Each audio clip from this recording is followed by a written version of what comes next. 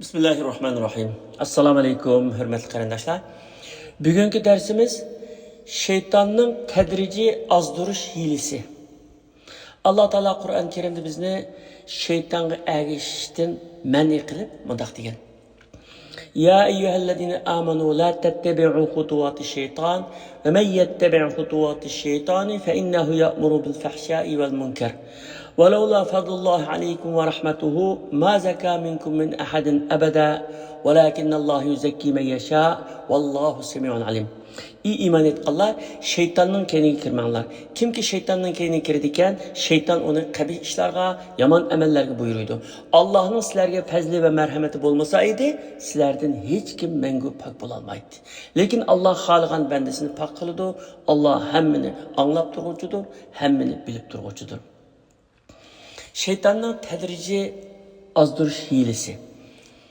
Şeytan avval kichikroq bir gunohga chaqirdi. Uni o'rindagandan keyin unidan sal cho'ngroq bir gunohni chiroyli qilib ko'rsatdi. Unimi o'rindab bo'lgandan keyin yana bir cho'ng gunohni chiroyli qilib ko'rsatdi va uningga undaydi. Unimi o'rindab bo'lgandan keyin odamni har cho'ng gunohlarni, qabih jinoyatlarni ikkilanmay qiladigan holga keltirdi. Mana bu shaytonning yetmoqchi bo'lgan arzusi. Ma'lumki, shaytonlar insonlarni yomon ishlarga kuch kiritishda, yomonlikni yaxshilik qilib ko'rsatdi. Shunga qiyomat kuni ozg'on bilan ozdirilganlar o'rtasida cho'ng dushmanlik chiqadi. Ya'ni ozg'uvchilar bilan ozdirg'uvchilar o'rtasida. Ular bir-biriga malomat qilishadi. İnnekum kuntum ta'tunana 'anil yamin. Sizlar bizga biz yaxshilik deb o'ylagan tarafdan kelatdinglar deydi. Ya'ni shaytonninki yomonlik tarafdan, biz yomonlik degan tarafdan kelsa, uning yomonlik ekanligini jiq adam biladi. Ammo yaxshilik tarafdan biz yaxshilik deb o'ylagan yoki savoblik yoki bu yaxshi bo'l deb o'ylagan tarafdan kelsa bu xatarlik endi. Bu to'g'ri to'xtalamiz. Tabari ve İbn Kesir qatorliq tafsirlarda Abdullah ibn Abbas radhiyallohu anhuma so'zlab bergan bundaq bir qissa bayon qilgan. Qadimgi zamonlarda İsrail avlod ichida Barsisa ismli bir abid bo'lgan. O yil bo'yi o'zining ibodatxonasida ibodat bilan band ekan. Kunlarning birida shu mahalladan 3 qarindosh jihodga chiqmoqchi bo'lib tayyorlanadi. Ammo ularning turmushga chiqmagan bir singlisi bo'lib, uni ishonchlik birining himoyasiga topshirishga to'g'ri keladi. Chunki ularning ota-onasi yo'q. Urug' tuqqanlarmi yo'q qarab qo'ydigan. Ular singlisini kimga topshirish haqida ko'p o'ylanib, oxiri Obid Barsisaga omonat qilish eng to'g'ri qaror deb o'ylaydi. Chunki Obid Barsisa nihoyat taqvodor, ibodat bilan bo'ladigan, to'limi axloqli bir kishi. Ular Obid Barsisaning huzuriga kelib, uningga ahvolni aytdi. Lekin Barsisa qat'iy ma'qul kelmaydi va mundaq deydi: "Men uningga qanday qariya olayman? Men ibodat bilan mashg'ul odam. Yo'q, bu bo'lmaydi." Ammo ular biz sendan ko'p narsa talab qilmaymiz. Singlimizning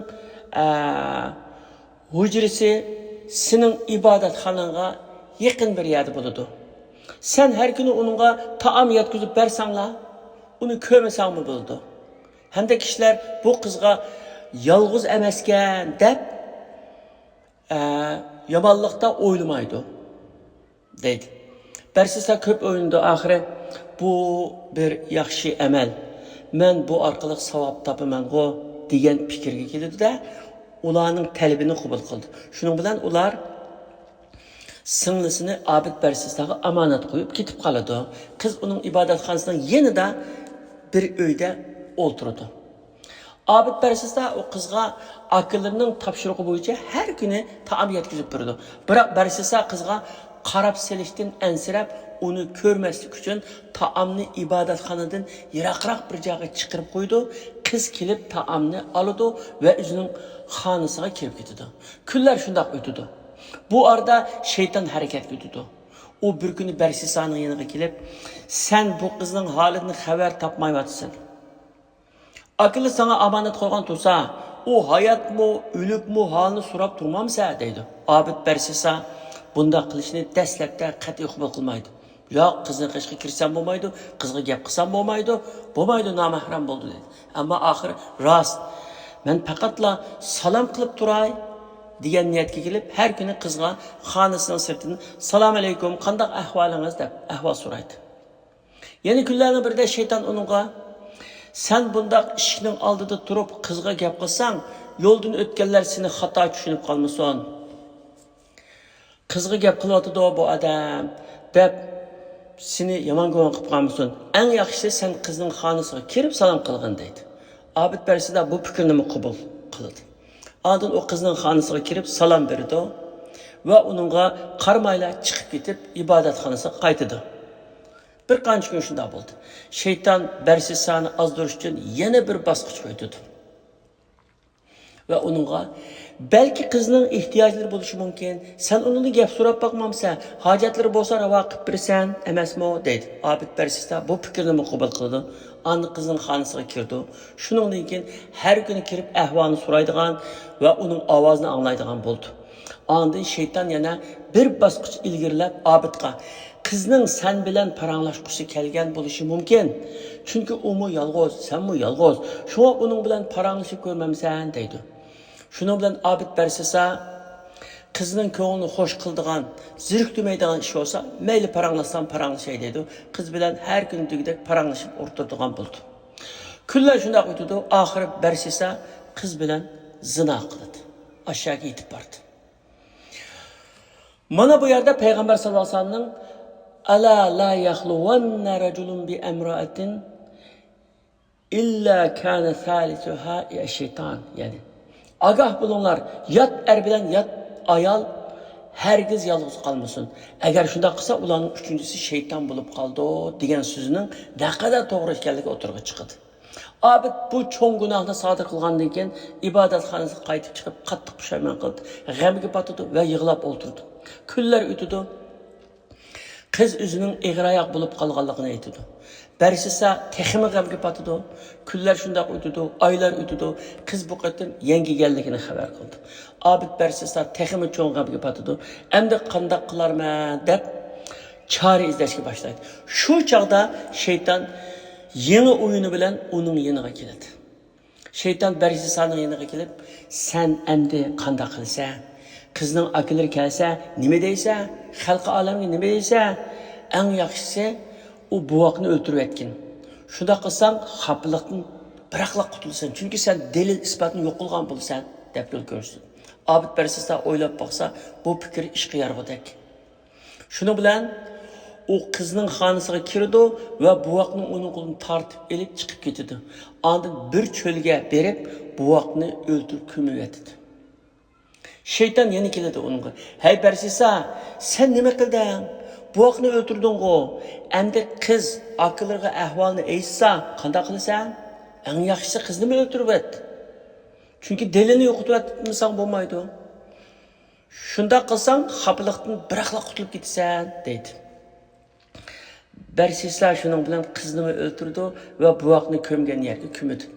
Abid Barsisa endi xapliqdan qutuldim deb o'tirsa, qizning akilari kelib, singlisini so'raydi. Abid Barsisa ularga qizga og'ir kasal tekkan edi, men ko'p davolab boqdim, ammo shifo topolmay vafot bo'lib ketdi deb akilarini aldab qo'ydi. Akilari qayg'u hasratga patidi, Abidga rahmat aytib uylariga qaytdi. Shayton yana jim o'tirmaydi. Qizning akilarining tushiga kirdi va Abid Barsisaning qiz bilan yomon ish qilganligini, ondan uni buvoqi bilan o'ltirganligini va paloni cho'ndiga ko'mganligini xabar qildi. Әтсі әтігенде үш қарындашының әр бірі өзінің көрген түшіні айтып берді. Нәтижеде олардың әмесі оқша түш көрген. Ular dərhal düşüdə görgən çölgə bardı. Və şeytan dəbbəgən yerini kolab, sınlısı bilən buaqның cəsidini tapıdı. Demək, onların düşüdə görgənləri rast bulab çıxıdı. Şunun bilan bu üç qarindaş Abid Barsisa'nın ibadətxanasına bardı və onu urub ibadətxanasını yıqıtıb taşlaydı. Bu xəbərini barca şəhər xalqı anlab o cayğa geldi. Həmmisi Barsisa'ya lənət oxuydu və urub xarlaydı. Barsisa bolsa özünün ölümünü kütüb durdu. Şeytan əmdi ən axırqı planını əməlgə aşırış üçün Abid Bərsisa'nın yanına kelidi və onunla ey Abid, zina qilish, adam öldürüş qatarlı bu qılmışlarının hammasını mən qıldırdım. Sen haqiqatan bana itaat qıldın. Endi mən seni bu xapılıqdan qutquzub qoyman. Sen bana birla səcdə qılğın. Əgər şunu qılsan, seni heç kim öldürəlməydi və seni çuqum qutuldurman deb vədi berdi. Bərsisa, yo'q, mən sana səcdə qılmayman. Mən 70 yıl Allah'a səcdə qılıb ibadat qılayotgan adam. Bu qandaq bo'ldi bu? Sana səcdə qılmayman deb rad qıldı. Şeytan, ey Bərsisa, sen birla səcdə qılsan, andın yana tövbə qılıb yaxşı adam bo'lib ketasan və ölümdən qutulub qalasan deb çim turdi. Şunu bilan Bərsisa şeytanga səcdə qilishqa oxiri ma'qul bo'ldi. Ve o səcdə qilib turgan peti kişiler kelib onu urib öldürdü. Neticede Bərsisa şeytanga səcdə qilgan holatda öldürüldü. Ülemalar dedi ki, Bərsisa hakikaten köp ibadet kılgan abid idi. Ama onun ilmi ibadetinden az idi. Şuna o ezip ketken. Çünkü ilim güçtür. Şeytanға taqabül turuşta bir alim 1000 abidden güçlüktür. Şuna okuş gerek. Müslümanlık mı okuş bilen mükemmelleşidir. Okuş, ügünüş her bir Müslüman için periz. Allah Teala her birimizni şeytanın her xil neyranlarından saklasın, öz panahida saklasın. Amin.